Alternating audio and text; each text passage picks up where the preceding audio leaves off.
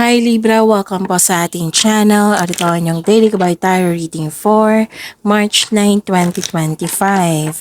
Please be reminded kung naka-resonate kayo, comment down. Kung hindi ko naka-resonate, ibigay niyo po sa iba kasi channel reading po ito. This is for you Libra ngayong March 9, 2025.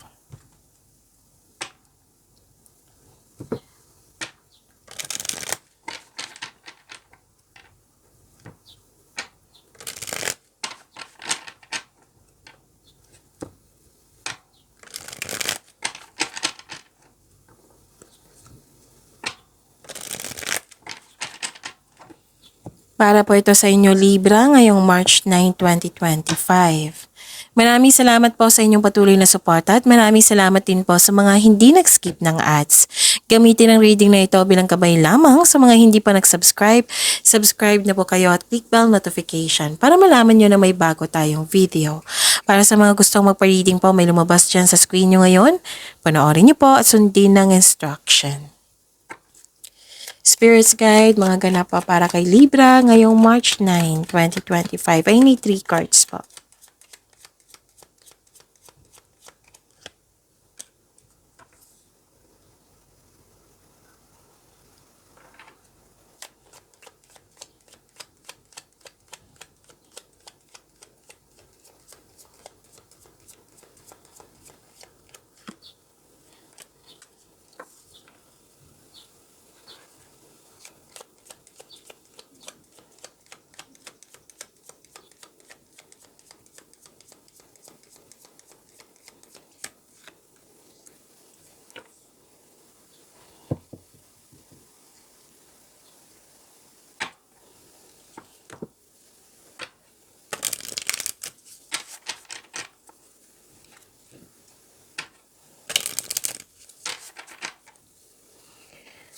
Spirits Guides, Angels, Archangels, Guardian Angels, message pa para kay Libra ngayong March 9, 2025.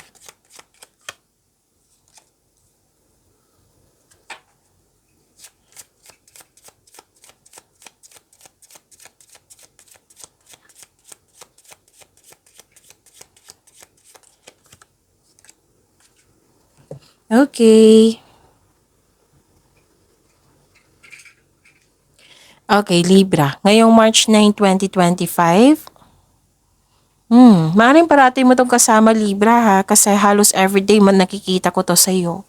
Oo, na may reading na ganito, yung may nagbigay ng support sa iyo. Na may nagbigay ng loyalty and supportive siya sa iyo, natutuwa ka sa kanya, pwede din may bago kang kasamahan or bagong kaibigan na magaan ang loob mo sa kanya, pwede din may bago kang gamit or pet na nagbibigay ng pamper sa iyo, pwede din na hired ka as katiwala. Nakikita ko dito na home base yung trabaho mo, ilan sa inyo, home base yung trabaho. At nakita ko rin dito ng ilan sa inyo, habang nagtatrabaho na magpapahinga talaga ako sa bahay, mag-staycation talaga ako sa bahay. Pwede din ngayon na, nag-staycation kayo sa inyong bahay kasi you felt calm, relaxed, and security pag nasa bahay kayo.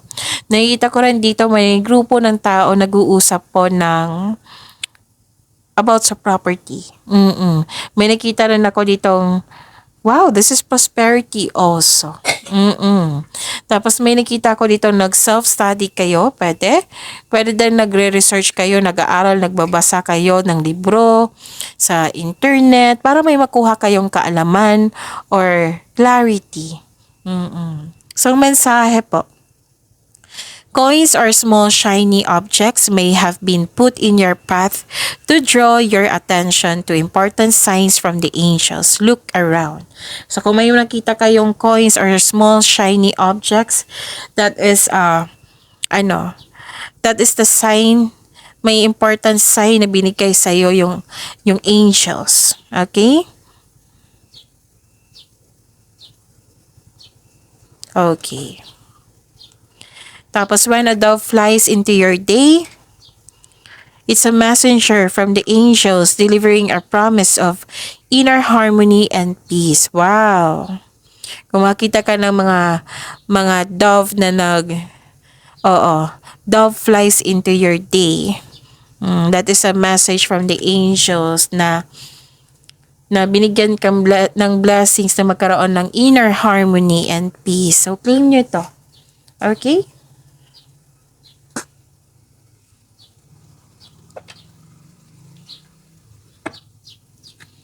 Spirits guide, ano po yung energy ni Libra?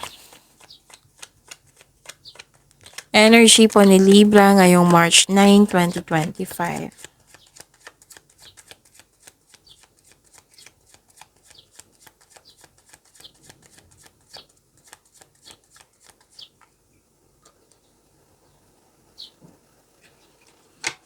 The clarification of this card po para kay Libra.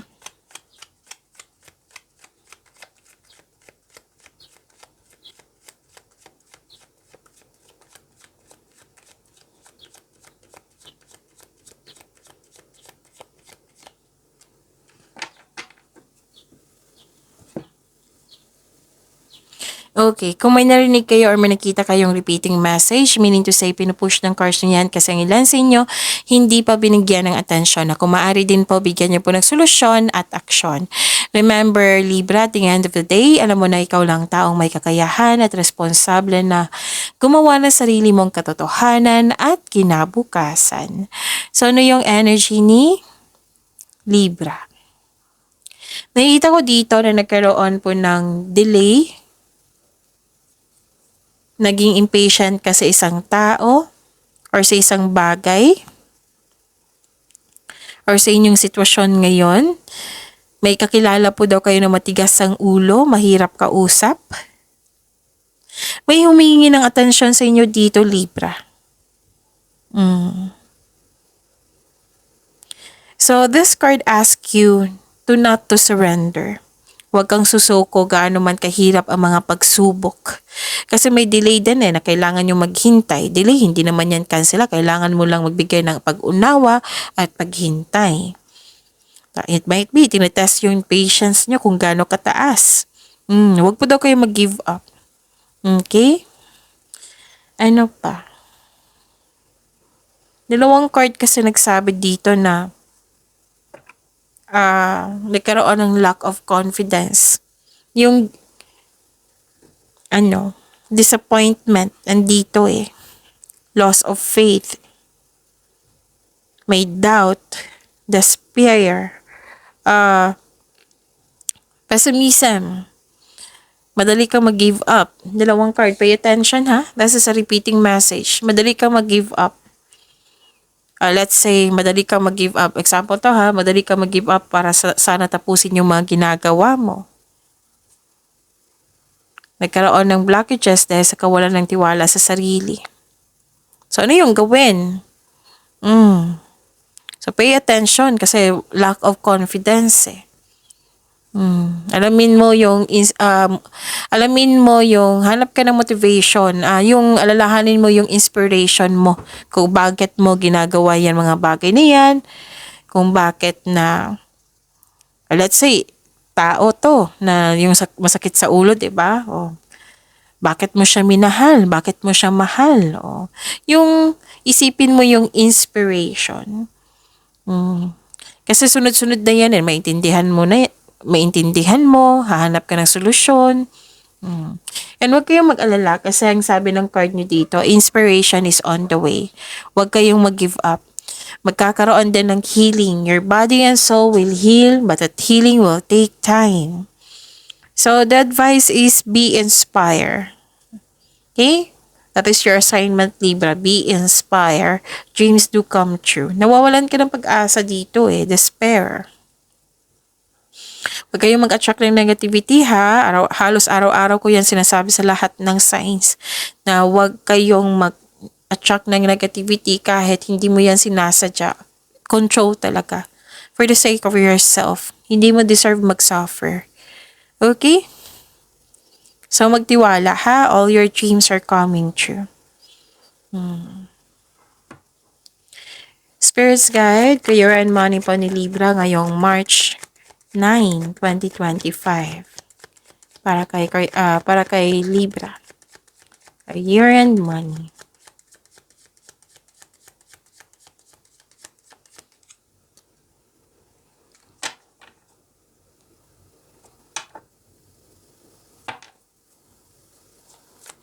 The clarification of this card po.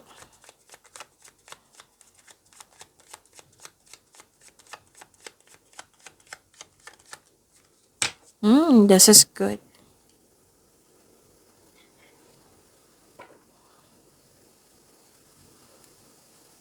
Nakikita ko dito na nagkaroon po ng pagkakaisa. You're making memories. May mga kausap kang mga bata dito.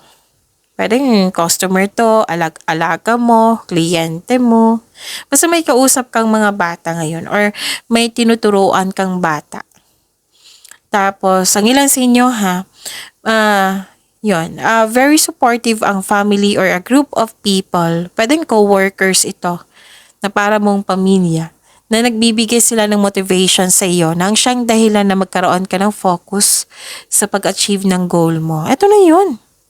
Kasi 'di ba sa energy mo na nagkaroon ng loss of faith, lack of confidence. So ito na yun. So magiging okay siya. Magiging okay po sa career and money nyo na magkakaroon ng motivation na ma-inspired ka ulit na magkaroon ng focus sa pag-achieve ng goal mo. Okay?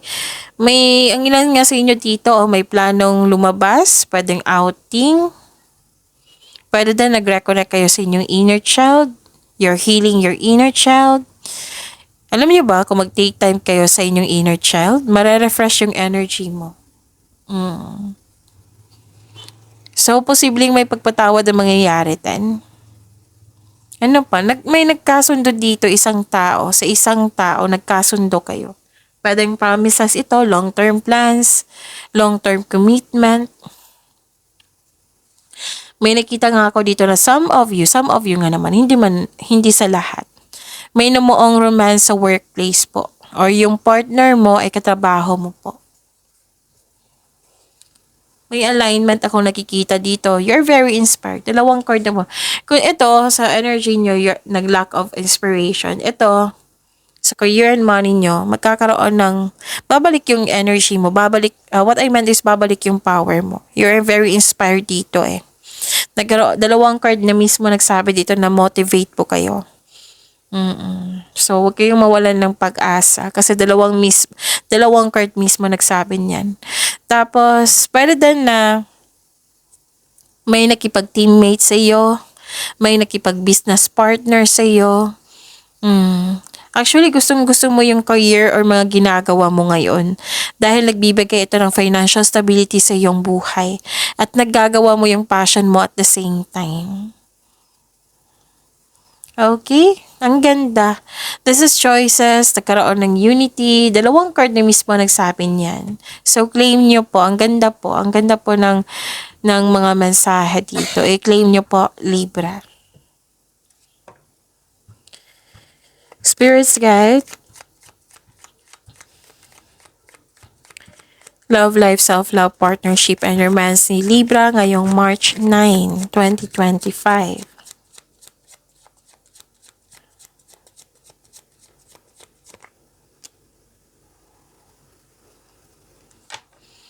The clarification of this card po.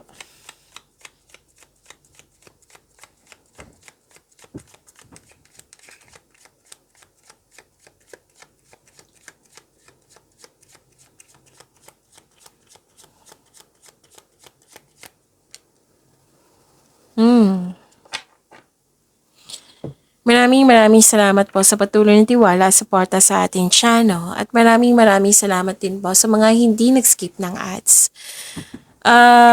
Makinig po daw kayo sa inyong intuition.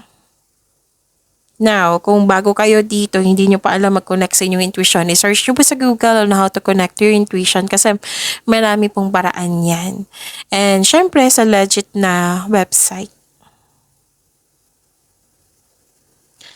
So, nag-overthink kayo, nag-overanalyze kayo, nag-overthink kayo. Magtiwala po daw kayo sa inyong sarili. Magtiwala sa inyong sarili. Magkaroon ng tiwala sa inyong sarili. At nagre-rely po daw kayo sa guidance, opinion ng iba. So, pwede naman. Pero mas mas dapat magtiwala kayo sa inyong sarili. Tapos may nangyari po daw na hindi nyo binigyan ng atensyon. Pwedeng iniiwasan mo, inignore mo.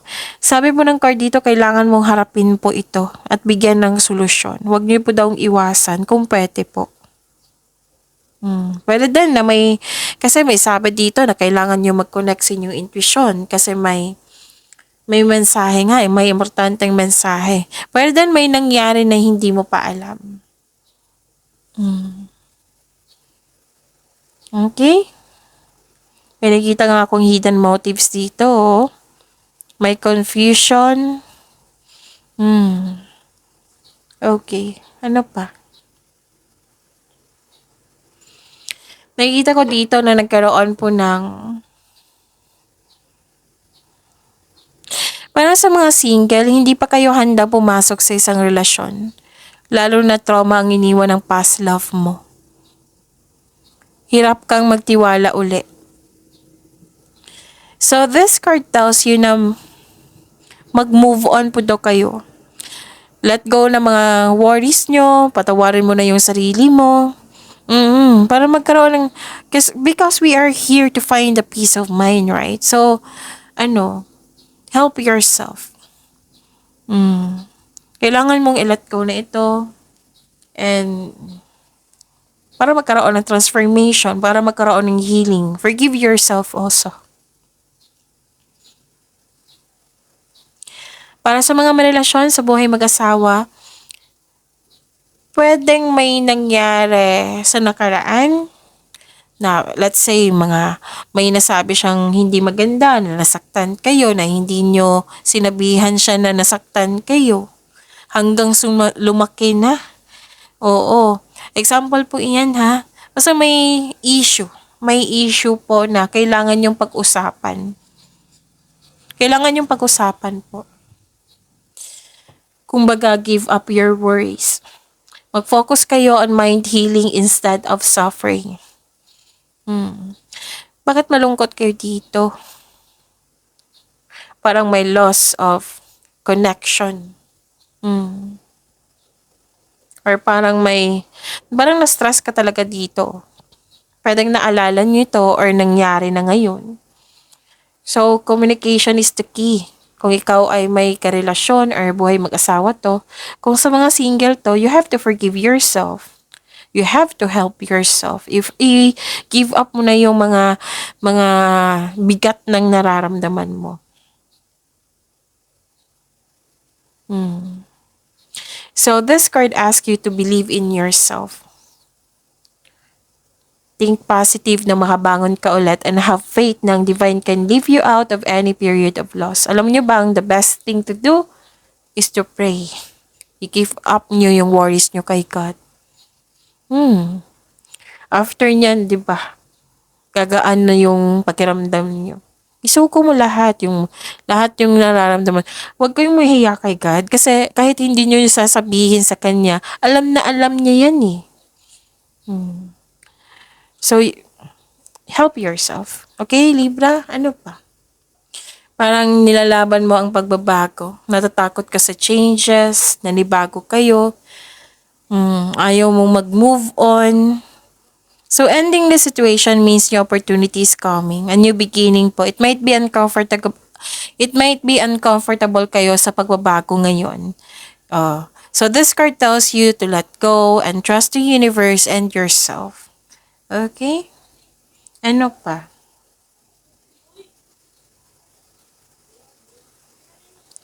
Nakikita ko rin dito na nagkaroon po ng may ganap talaga na conflict dito. May conflict ako nakikita. This is a repeating message, Libra. So, kailangan nyo pa talagang pag-usapan to. Kasi kung hindi nyo pag-usapan yan, mas lalong mabibigat yung nararamdaman nyo. You have to release this.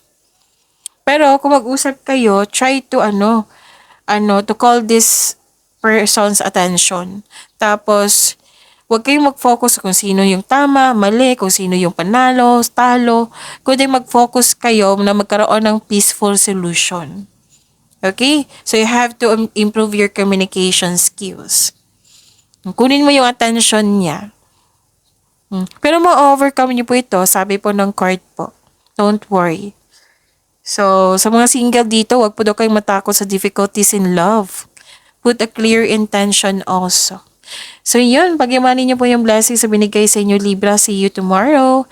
Please like, subscribe, and click the button for notification para updated po kayo sa daily tarot reading natin. Maraming salamat po.